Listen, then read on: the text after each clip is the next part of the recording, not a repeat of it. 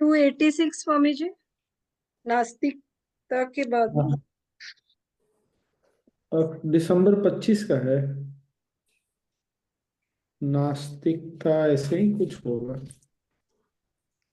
नास्तिकता ही है सर। 285 नई वाली बुक।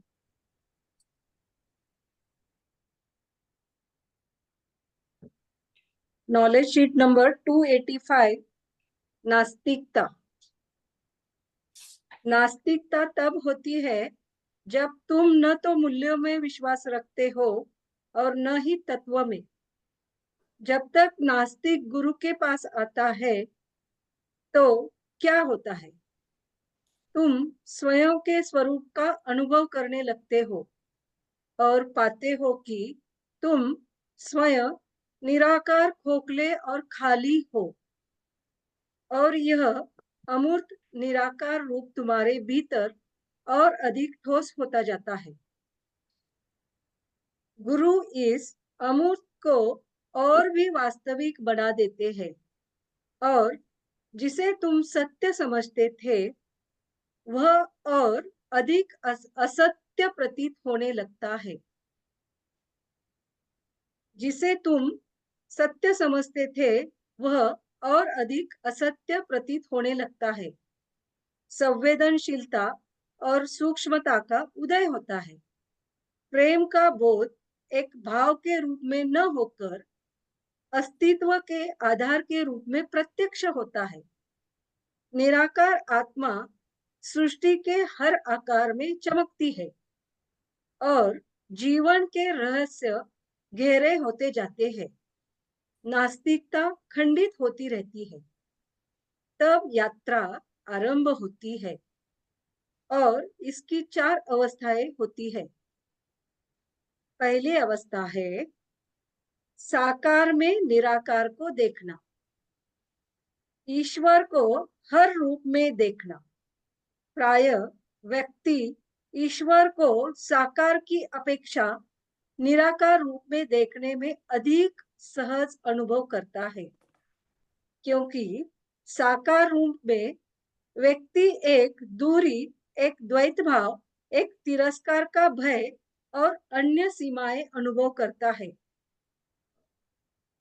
जीवन में समाधि और गहन निद्रा को छोड़कर हमारी सभी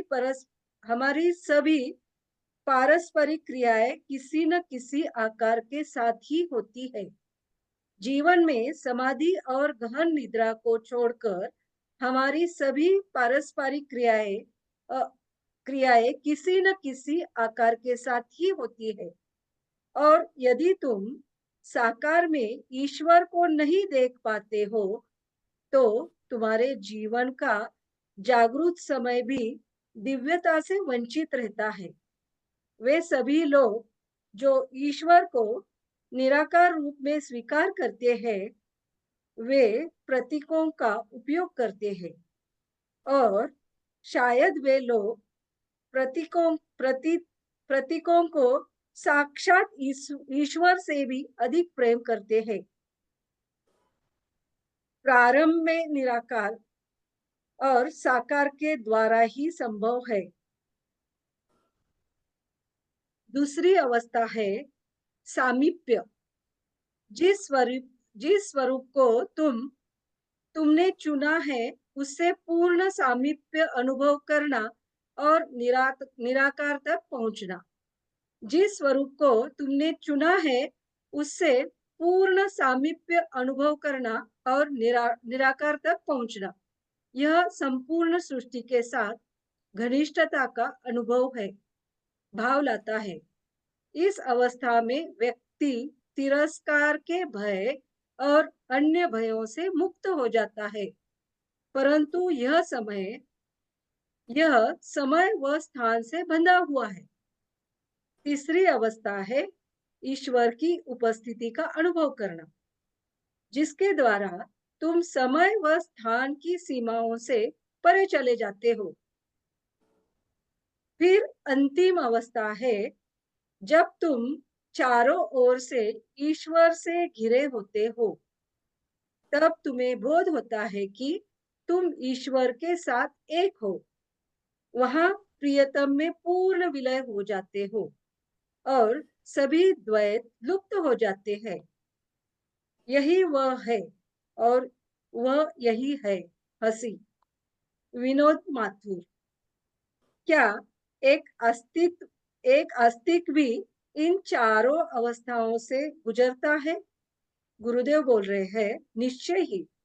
नास्तिक हो या आस्तिक, वह चार अवस्थाओं से गुजरता ही है।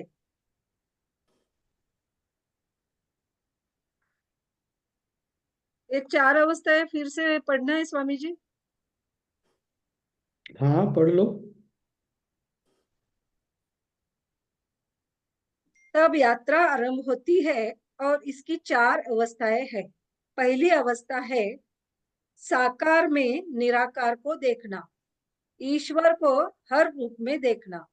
प्राय व्यक्ति ईश्वर को साकार की अपेक्षा निराकार रूप में देखने में अधिक सहज अनुभव करता है, क्योंकि साकार रूप में व्यक्ति एक दूरी, एक द्वैतभाव, एक तिरस्कार का भय और अन्य सीमाएं अनुभव करता है। जीवन में समाधि और गहन निद्रा को छोड़कर हमारी सभी पारस्परिक क्रियाएं किसी न किसी आकार के साथ ही होती है। और यदि तुम साकार में ईश्वर को नहीं देख पाते हो, तुम्हारे जीवन का जागृत समय भी दिव्यता से वंचित रहता है। वे सभी लोग जो ईश्वर को निराकार रूप में स्वीकार करते हैं, वे प्रतीकों का उपयोग करते हैं, और शायद वे लोग प्रतीकों को साक्षात ईश्वर से भी अधिक प्रेम करते हैं। प्रारंभ में निराकार से प्रेम साकार के द्वारा ही संभव है। दूसरी अवस्था है सामीप्य।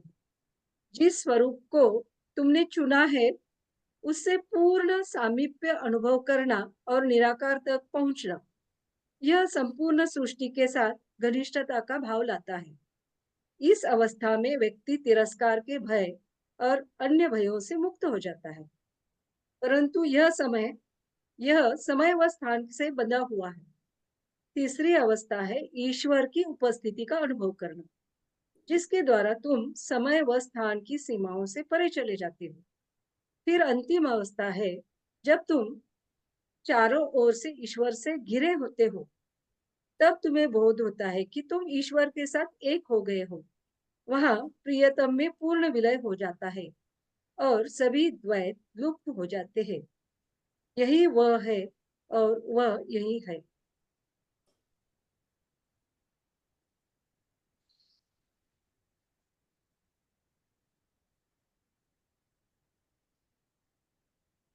ये तो जबरदस्त निकल गया, नहीं?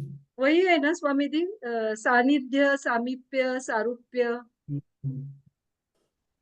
हाँ, है तो वही। पर वो तो गुरुदेव ने बात बोली ना कि जैसे हम गुरुदेव को बहुत मानते हैं, तो गुरुदेव से सामीप्य का अनुभव करना, तभी जा करके या अगर किसी ईश्वर देव ईश्वर रूप में मानते हैं, तो उनसे सामीप्य महसूस करना, मतलब वो मेरे हैं, मैं नहीं तो फिर वो सब जगह दिखेंगे नहीं ना। तो कौन से स्टेज में हम लोग हैं, ये हमको देखना पड़ेगा सब।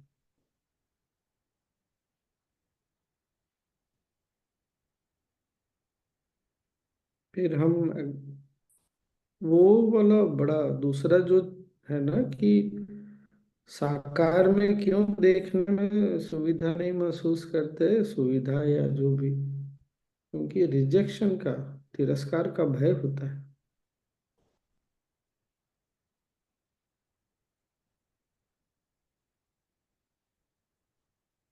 ये तो बहुत ही जबरदस्त हो गया। जब तक गुरुदेव से सामीप्य नहीं महसूस करते, अगर गुरुदेव को सब कुछ मानते हैं, तब तक बात आगे नहीं बढ़ेगी।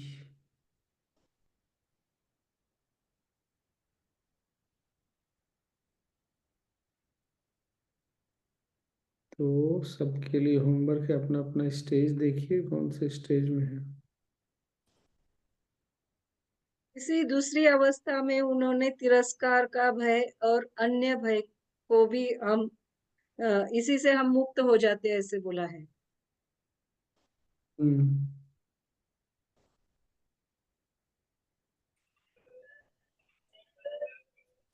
ये साकार में स्वामी जी तिरस्कार का कैसे सोच के देखो। साकार होते सोच के देखो तिरस कि अपने सामने कोई भी व्यक्ति है या कुछ है, वस्तु है, उसमें अगर हम ईश्वर को देखते हैं, देखने से हमको क्या रोकता है?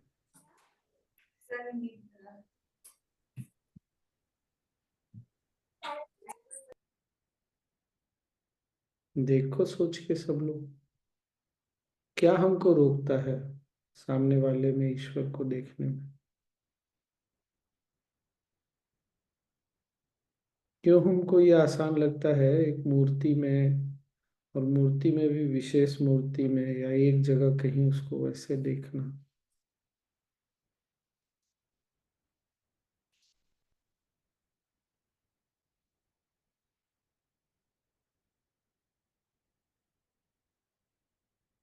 तिरस्कार दोनों रूप में हो गया फिर।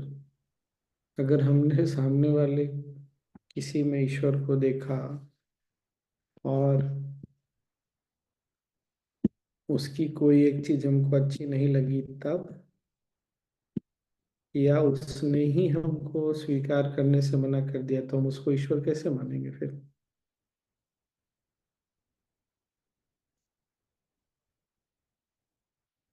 हमारे लिए तो ईश्वर का मतलब है कि वो हमको अपना लेगा। ये भी तो हो सकता है स्वामी जी कि हम उसको हम अपने से ऊंचा समझ रहे हैं, तो भी है। तो भी इसीलिए है। तो पहले अवस्था में है कि इतना सामीप्य हो जाए कि वही सब जगह दिखे। हम्म।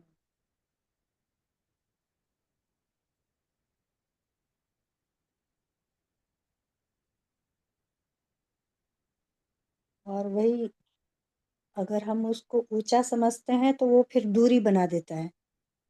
हम्म।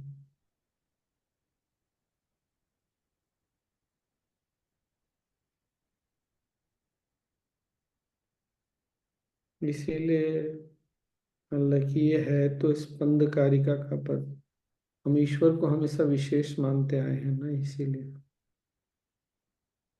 उसको साधारण के रूप में हम देख ही नहीं सकते।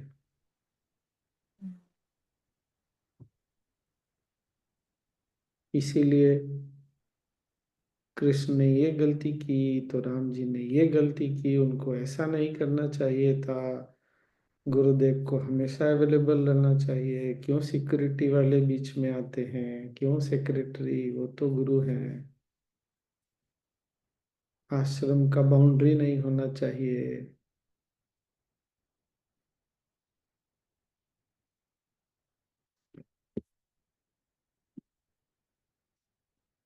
सब ये तो सच में बड़ा बड़ा ही जबरदस्त। मैं तो सोचा ही नहीं था। मैंने सोचा साधारण सा होगा, बात समाप्त हो जाएगी।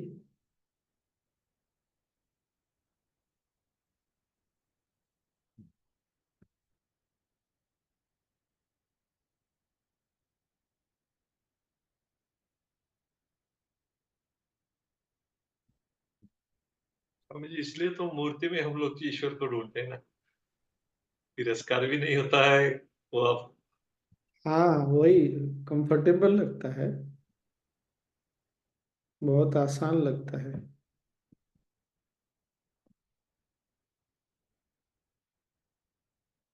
हमको दोष,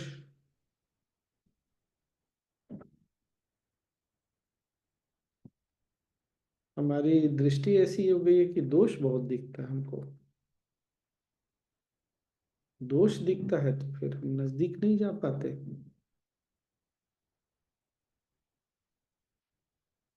हम मान ही नहीं सकते कि जहाँ दोष दिख रहा है वहां भी ईश्वर है। इसीलिए पिछला वाला नॉलेज शीट बहुत सुंदर है कि मूवी के रील में लाइट को कोई मतलब नहीं है कि उस समय वहां रील में विलेन दिख रहा है कि हीरो दिख रहा है या हीरोइन। वो वाला लाइन तो कमाल का ही है। और फिर हमारा भाव खराब हो जाता है, भाव खराब हो जाता है तो फिर तो सब गड़बड़ हो गया। और निराकार ये कहाँ है, निराकार को ईश्वर मानेंगे। हमने कुछ कदम तो बढ़ाया है।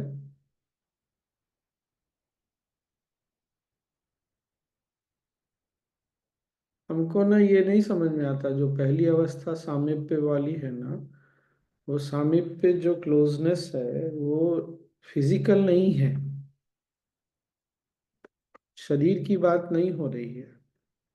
जो उपनिषद जब इस आरंभ होता है तो गुरुदेव बोलते हैं ना, उपनिषद का मतलब है गुरु के समीप बैठना। समीप मतलब फिजिकली नहीं, दिल से और मन से समीप बैठना।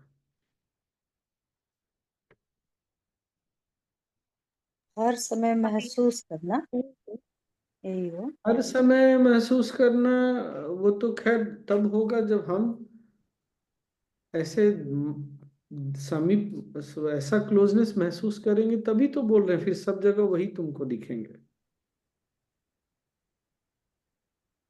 वो तो नहीं तो नहीं दिखेंगे ना। अंतिम अवस्था में तो है ही स्वामी जी हम लोग, ऐसा लगता है हमको तो। अंतिम अवस्था में पहला अवस्था पूरा पार हो गया क्या? हम्म। हो गया तो और बहुत बढ़िया है।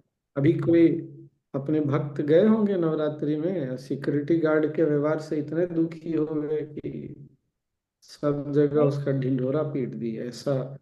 हमको हाँ, मतलब इतनी छोटी छोटी चीज से मन टूटता है, ये देखिए ना। किसी सिक्योरिटी गार्ड के व्यवहार से इतने दुखी हो गए, बताइए। तो कहाँ गुरु दिखे फिर आपको?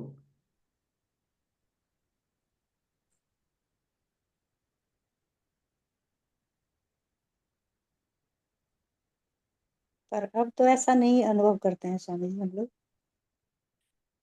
हाँ, ये नहीं वाली करती हो तो तुम पहला अवस्था पार कर गई, चलो बहुत बढ़िया है। इसीलिए तो देखना है कि कौन से अवस्था स्टेज में हम हैं, सबको खुद देखना पड़ेगा, ये तो और कौन बताएगा। बिल्कुल।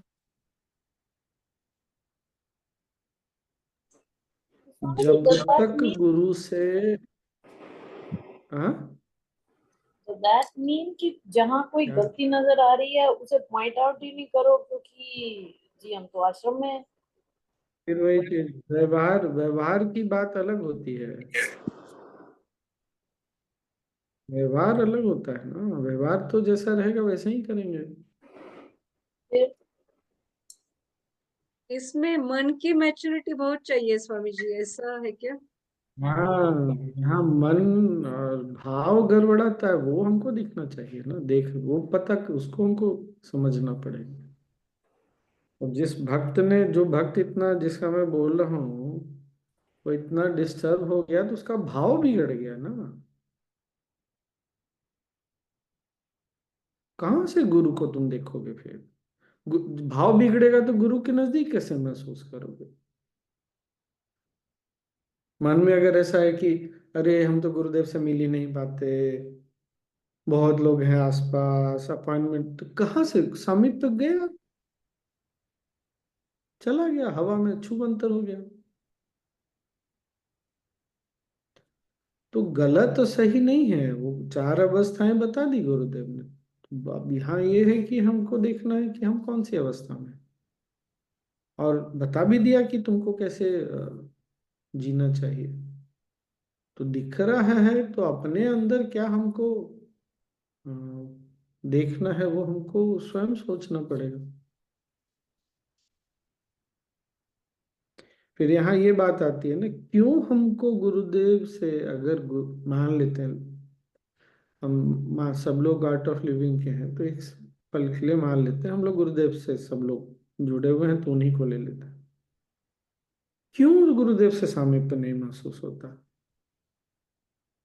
ऐसा उस स्तर का नहीं होता, क्योंकि हमको उनसे कुछ चाहिए, हमारी कुछ मांगे हैं, मांग पूरी नहीं हो रही, तो या ईश्वर के प्रति भी मांग भरी पड़ी है, बहुत सारा डिमांड है। और गुरुदेव, ऐसा लगता है बोलना ठीक होगा, हजारों साल से बोलते आ रहे हैं कि प्रेम को नष्ट करने वाला एक ही चीज है, तुम्हारी मांगे। जहां कहीं भी संबंध में गड़बड़ाहट होती है क्या, वहां कुछ डिमांड है।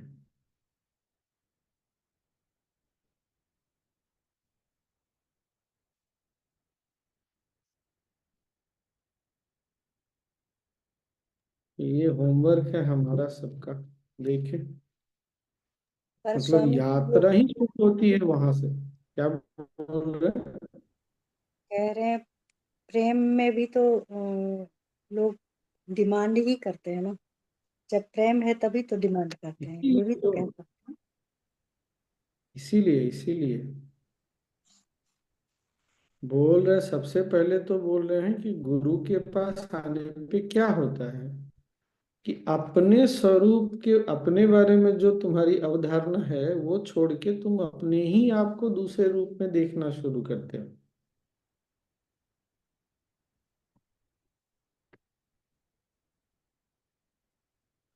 वो जो चार अवस्था रेखा पढ़ा ना, उसके पहले वाला दोनों पढ़ो, पढ़ो ना पैराग्राफ।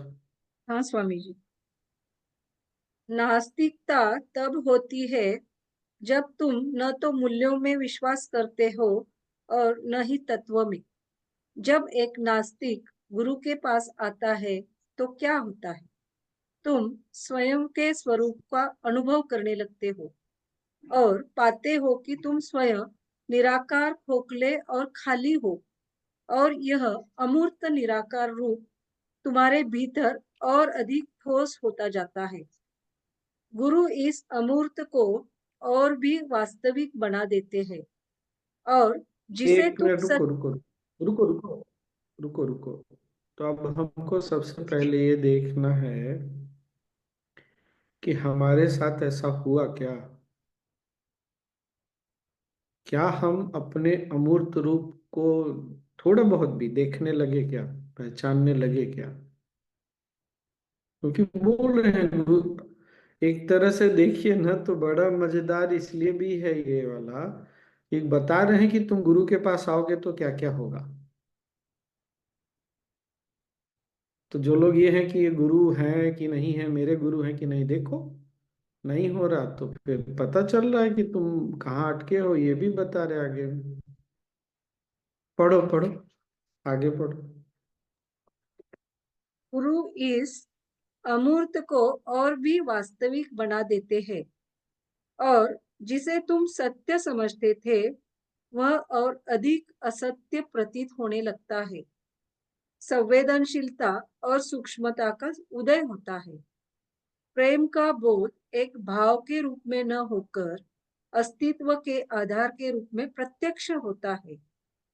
निराकार आत्मा। एक मिनट रुको, एक मिनट रुको रुको रुको रुको रुको। ये वाला कितने लोगों को महसूस हुआ? क्या अभी भी हम प्रेम को भावनाओं में ही देख रहे हैं? अगर आप देख रहे हैं, हम अभी भी देख रहे हैं, तो फिर तो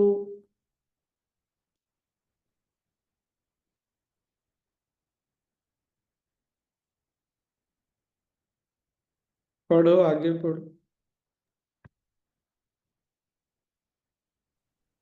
प्रेम का बोध एक भाव के रूप में न होकर अस्तित्व के आधार के रूप में प्रत्यक्ष होता है। निराकार आत्मा सृष्टि के हर आकाश में सृष्टि के हर आकार में चमकती है, और जीवन के रहस्य गहरे हो जाते हैं। नास्तिकता खंडित होती रहती है। बस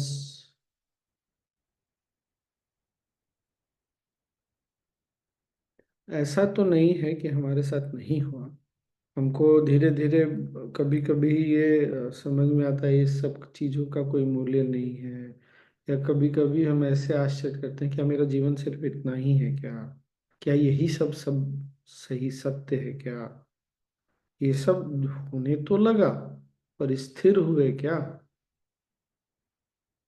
उस चीज में कि वो आके चला गया।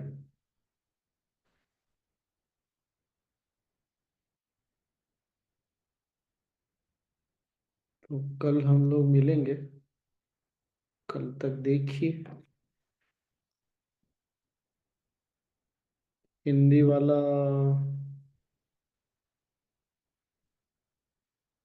ग्रुप में सबके पास अगर ये नॉलेज शीट पत्र नहीं है तो हिंदी वाला रेखा अच्छे से फोटो खींच के भेजना तो मैं ग्रुप में शेयर कर दूंगा।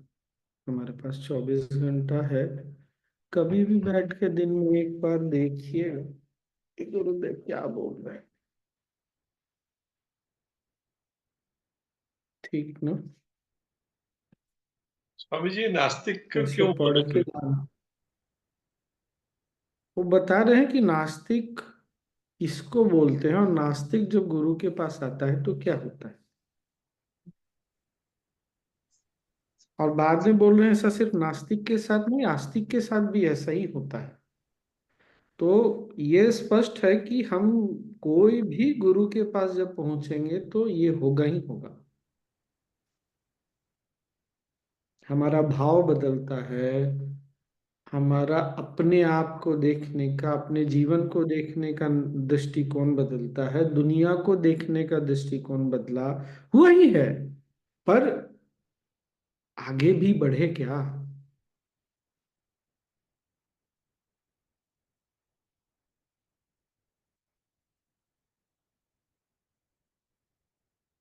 हम्म, लोग बोलते हैं ईश्वर का दर्शन कैसे होगा।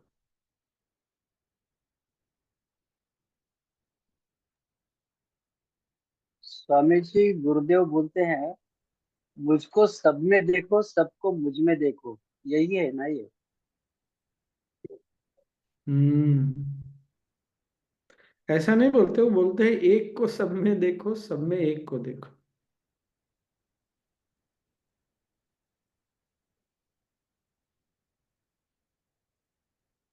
जब तक अपने आप को हम हाड़ मांस जो बोलते हैं ना, शरीर और मन का ही पुतला मानेंगे तो कहाँ से देखेंगे फिर।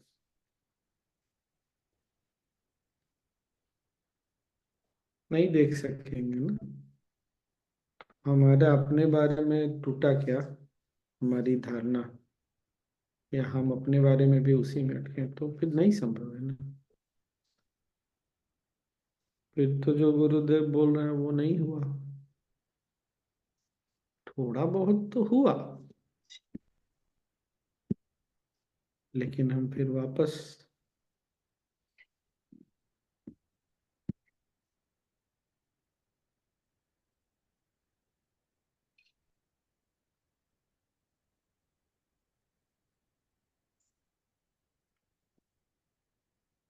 और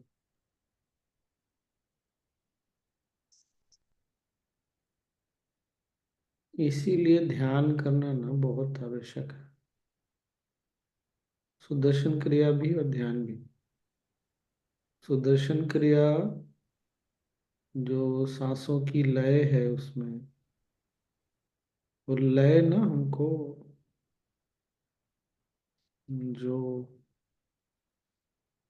हमारी चैतन्य अवस्था कल की लय है उससे जोड़ती है, तभी कुछ होता है। तो उसको कभी एक बार जाके भी हमको देखना पड़ेगा ना।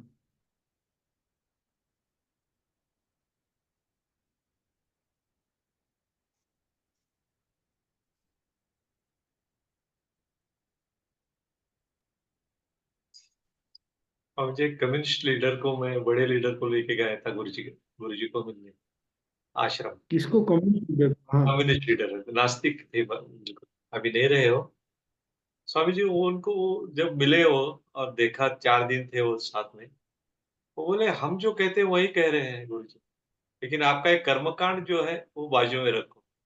लेकिन इंसान में ही सब कुछ देखो, इंसान को एक लेवल में देखो, अलग अलग मत देखो। नहीं है, नहीं संभव है, वो संभव नहीं है, वो संभव नहीं है। वो जो बोलते हैं ना, वो पॉसिबल ही नहीं है। अरे आपको और मेरे को कैसे एक देख लेंगे ये बताइए तो। ठीक है, मैं भी अब आपके मतलब, ये मेरी भी आयु होगी, पर ये कैसे संभव है? नहीं संभव है ना। रंग अलग है, रूप अलग है, आयु अलग है, सब अलग है। वो तो बाहर वो चाहते हैं बाहर में सबको एक जैसा देखो, ये नहीं हो सकता। और बाहर में सब एक जैसे है नहीं। जो कुछ है एक, वो तत्व एक है। तो कम्युनिस्ट तो तत्व को भी नकार देता कि तत्व है ही नहीं। फिर भी 50 साल वर्ल्ड पे राज किया स्वामी जी कम्युनिज्म ने, अभी भी है कहीं कहीं।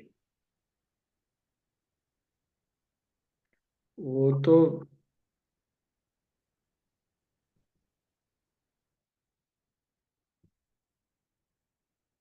अलग बात है। आप अगर देखना ही नहीं चाहते हैं, आपका अगर व्यू पॉइंट इतना अनरियलिस्टिक है, तो कहाँ से होगा? और गुरुदेव क्या बोल रहे हैं कि जब तुम गुरु के पास आते हो तो ऐसा होता है। गुरु कुछ करते नहीं हैं, गुरु तुमको अपने ही स्वरूप से मिलाते हैं। तब तुम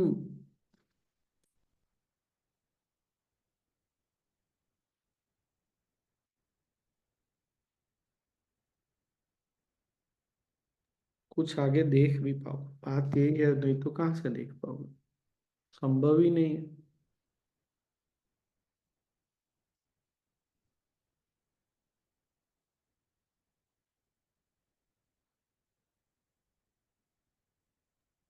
हम लोग थोड़ा लिबरल तो रहते हैं स्वामी जी, आस्तिक। नास्तिक वाले बहुत कट्टर रहते हैं। वो कैसे समझाए समझ में नहीं आता। हाँ,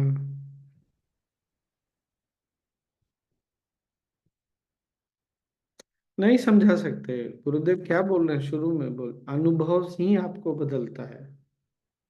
समझाने से, बुद्धि बदलने से, जो व्यक्ति बुद्धि में अटका है उसको बुद्धि से कैसे बदला जाएगा? उसको सिर्फ अनुभव ही बदल सकता है। कम्युनिस्ट क्या है? एक आइडियोलॉजी है ना। वो आप अपने बुद्धि में अटके हुए हैं, और आप यही नहीं स्वीकार कर रहे कि इसके परे भी कुछ सत्य है।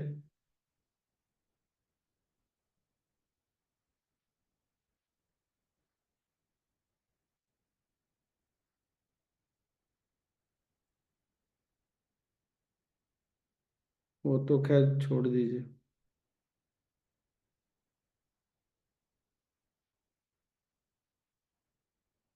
अरे सुधा जी ज्वाइन किया है क्या? फोटो भेज दिए वो।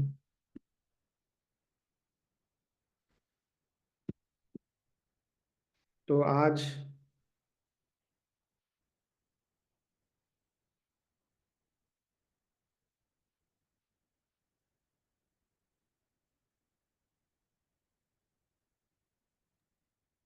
एक मिनट। आज सबसे पहले पहला जो पैराग्राफ है उसी को आज से कल के बीच में हम लोग सब लोग देखें कि गुरुदेव के आने के पास क्या हमको उस रूप के से हम अपने टच में आए, तो क्या हमने उसको स्वीकारा? क्या हमने उसको माना? क्या कि हमारा वो भी वो रूप है? ये रूप तो बदल जाएगा। फर्स्ट पैराग्राफ पे ही ध्यान देना। वो अगर लग रहा है कि हमने पार किया है, तब दूसरे पे जाते हैं। ऐसे ऐसे करके आगे बढ़े। ठीक है। आज आपका रूप कुछ अलग ही दिख रहा है स्वामी जी। या तो वो गहराई दिख रही है, या कुछ तो आज कुछ तो डूबे हुए ऐसे लग रहे हैं।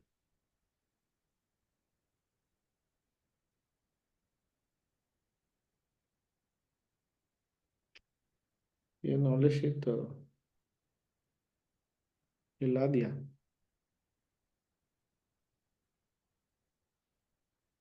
हम दुनिया में टेक्निक में सब में दोष देखते हैं। हमने हम कितने आगे बढ़े हम कभी देखते ही नहीं।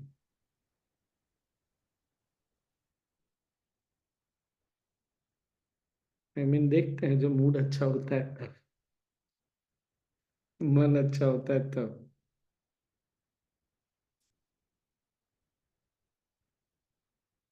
जब मैं योग वशिष्ठ पे बात करता था ना, बहुत मैं अक्सर बोलता था कि कम से कम अपने अनुभव पर तो विश्वास कर सकते हैं ना।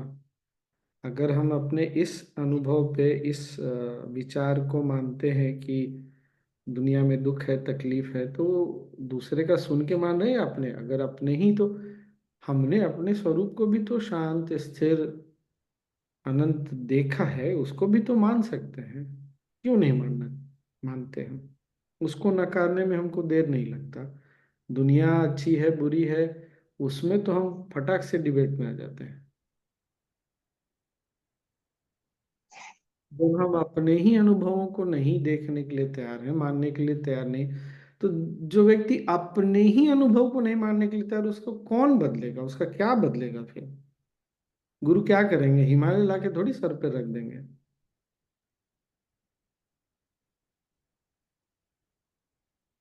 इतना बड़ा बात गुरुदेव ने बोल दिया कि तुम गुरु के पास आते हो तो क्या होता है।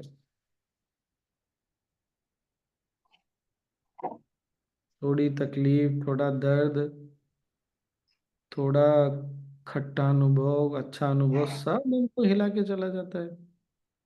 हिलाता है ठीक है, लेकिन जो अनुभव है उसी से हम थट जाते हैं।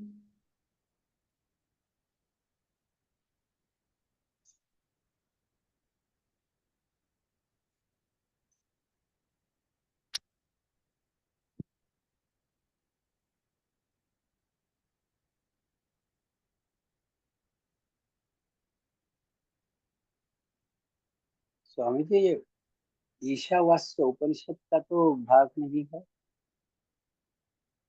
देखिए, ये उपनिषद वाली बात तो है ही काका,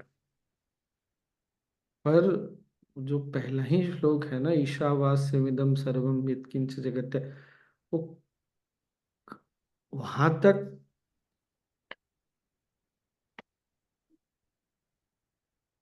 जाने के लिए तो अनुभव है ठन ठन गोपाल। उपनिषद, कोई भी जो उपनिषद है वो गुरु और शिष्य के बीच का संवाद है। वो जब शिष्य एक स्थिति में पहुंच गया, कुछ अनुभव कर लिया, तब वो प्रश्न को कर रहा है कि ईश्वर है क्या, ये तो बताइए। अब जिनका अनुभव कुछ है नहीं, कहाँ से ईशावास्यमिदं सर्वम, पूरे जगत में कहाँ ईश्वर दिखेगा? साकार में देख नहीं सकते तुम, निराकार में देखने की तुम्हारी औकात है नहीं। क्यों औकात नहीं? तुम्हारा अनुभव ही नहीं है। केवल कंसेप्ट, धारणा है कि ऐसा होगा। क्या धारणा है भाई? अगर सच में तुम निराकार में देख सकते हो तो साकार में क्यों नहीं देख सकते हो? ये ना बहुत बड़ा एक क्या बोलते हैं उसको, विडंबना भी है। इंग्लिश में एक बहुत अच्छा वर्ड है, जक्स्टापोजिशन। जो ये बोलते हैं कि ब्रह्म निराकार है, और साकार में उसको क्या करते हैं, तिरस्कार कर देते हैं। क्यों कर देते हैं? अगर सच में आप ईश्वर को निराकार रूप मानते हैं तो।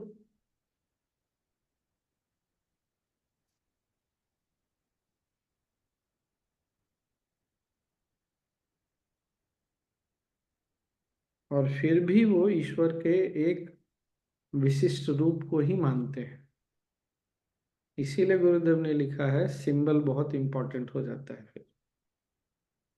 अगर ऐसा है ऐसा है ऐसा है तो ईश्वर है, नहीं है तो नहीं है, वही तिरस्कार। तो अगर हम ध्यान से देखें ना, तो वो भी एक्चुअली साकार रूप में ही अटके हुए हैं। उनकी जो कल हम बात कर रहे थे ना, धारणा में अटके हुए हैं वो।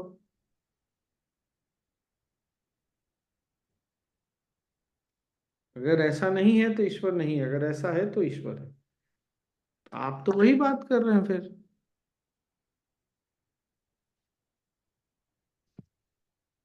और वही है ना,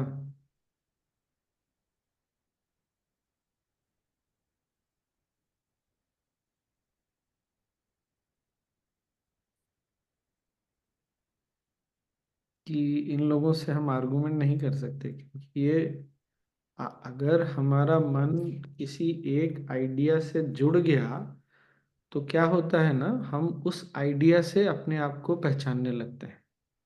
और जो व्यक्ति अपने आइडिया को ही छोड़ने के लिए नहीं तैयार है, वो निराकार में कहाँ से देखेगा ईश्वर को।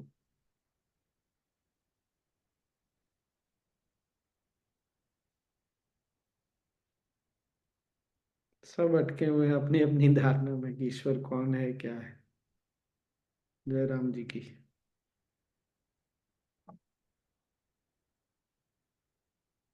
और सब हम लोग आर्गुमेंट भी देते हैं, जो लोग बहुत बुद्धिमान, कृष्ण भगवान क्यों नहीं हो सकते, राम क्यों नहीं भगवान हो सकते, सबका अपना अपना धारणा है उसका।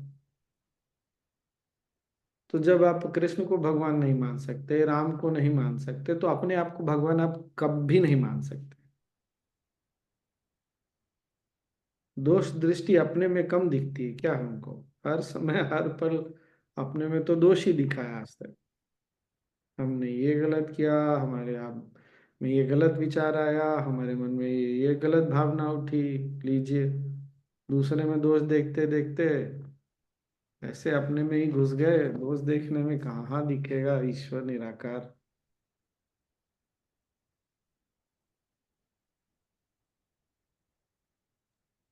बादल में अटके हैं स्वामी जी। सही में बादल को देख देख के परेशान हो रखे। चलिए कोई नहीं। तो एक बार ना मैं वो पोस्ट कर देता हूँ ग्रुप में, सब लोग आते जाते कभी दिन में एक बार देखिए, 2 बार अपने अनुभव को देखिए, अपने बारे में हमारी धारणा बदली क्या।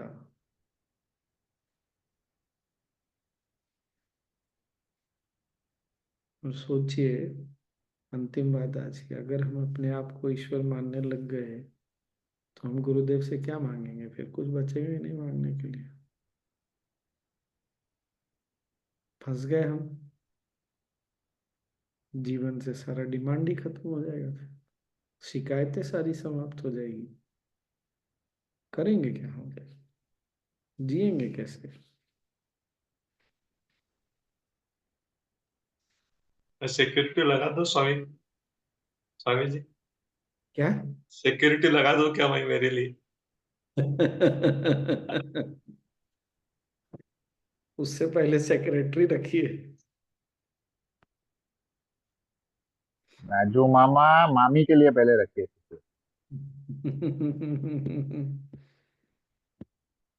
आज ध्यान करने की बड़ी इच्छा है, लेकिन मैंने एक ऑनलाइन सेशन रखा हुआ है, इसलिए आज इतना ही रखते हैं।